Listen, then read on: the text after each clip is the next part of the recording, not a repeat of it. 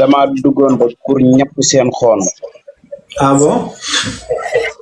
Barki alxuraan karim. Amoo leneen?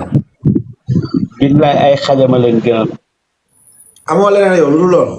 waaye oo man day leneen. yow da yaa dama duggoon yow da yaa ñu gënal xaj yow da yaa ñu gënal xaj yaa ñu gënal xaj moom parce que man de ay xajama leen Loolu yaa gënal. ñu gënal xaj ndax nit nga.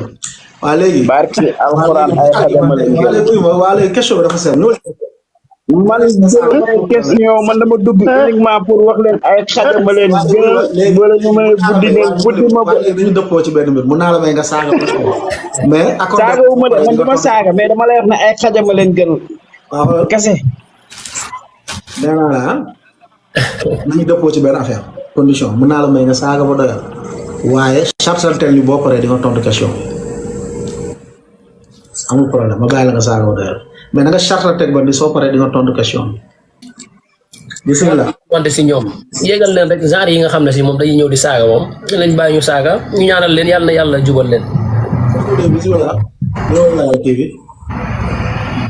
tëb naa ñaan ngeen partager vidéo bi bu baax ngeen tapoter ko ñu leeral dëggu yàlla bi